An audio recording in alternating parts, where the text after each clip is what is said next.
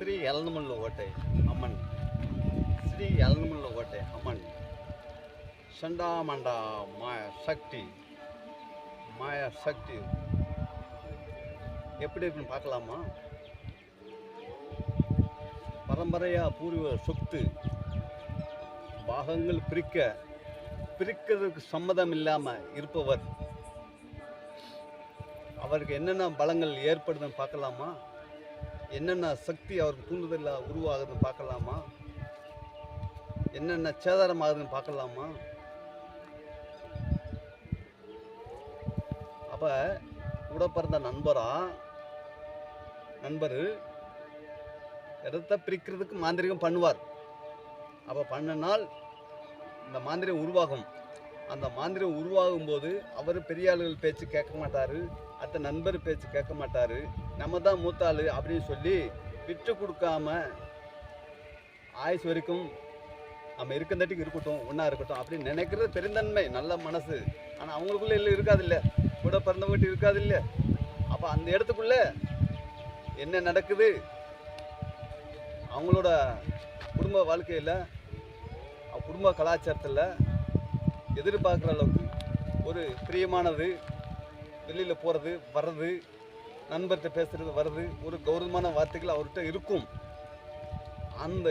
அந்த கண்டிஷனில் இருக்கும்போது போதுமான அளவுக்கு அவருக்கு பணம் அவர்கிட்ட இருக்கணும். இல்லை, அவர்கிட்ட இல்லை. அப்போ நீங்கள் பணத்தை வச்சு நீங்கள் கொடுக்கலாம். அவர் என்ன பண்ணுவார்? 4 பேர்கிட்ட சொல்லுவார், நண்பர்கிட்ட சொல்லுவார், பெரிய ஆள்கிட்ட சொல்லுவார், நீங்கள் சரியாக வரல. அப்போ சுவாமிகள் வச்சு ஏதாவது ஒரு மாந்திரிகம் செய்வாங்க. அப்போ மைண்டு மாறும், உடல் நோய் ஆயிரும். அப்போ விட்டு கொடுக்காத மனப்பக்குவம், விட்டு கொடுக்குறது. அப்போ அந்த நேரத்தில் மனசுலேருந்து நடக்கிறது போட்டு அப்படின்னு போகும். அந்த மனசு முன்னக்கூடிய ஆராய்ச்சி பண்ணி யோசனை பண்ணி அதை சரியாக நீங்கள் அந்த கவனம் எடுத்துருந்தீங்கன்னா இந்த மாய சக்தி உங்களுக்குள்ள உருவாகாது.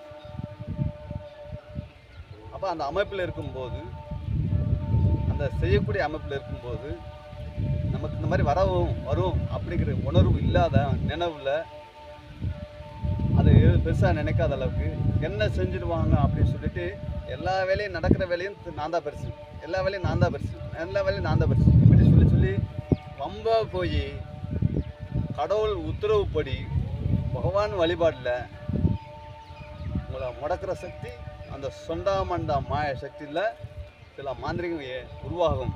அப்போ உருவாகும் போது விட்டு கொடுக்காத மனசு விட்டு கொடுக்கும். வேணான்னு சொல்கிற பொருளை வேணும்னு சொல்கிற பொருளை வேணான்னு சொல்லி விட்டு கொடுக்கும். எதிர்பார்க்காத நண்பர்கிட்ட எதையுமே ரகசியம் பேச முடியாத சூழ்நிலை இருக்கும்போது ரகசியம் பேசக்கூடிய அமைப்பு இருக்கும். அதனால் அந்த மாந்திரியத்தை விளக்குறதுக்கு முன்னேவும் சிந்தனை பண்ணியிருக்கணும். சிந்தனை பண்ணக்கூடிய அமைப்பில் இருக்காது. அந்த அந்த கஷ்டத்துலேயும் அந்த சிக்கலுக்குள்ளேயும் அதோட அனுபவத்தை அனுபவிச்சாதான், அந்த பலனை அனுபவிச்சாதான் அப்புறமேல் தான் நமக்கு அந்த இதில் வேலை பார்க்கும். நம்ம செஞ்சது தவறு. அப்போ பொண்டாட்டி பிள்ளை பேச்சு கேட்பாங்க, அப்போ நண்பர் பேச்சு கேட்பாங்க. அந்த மனநிலையில் பழையபடி மாறிடும்.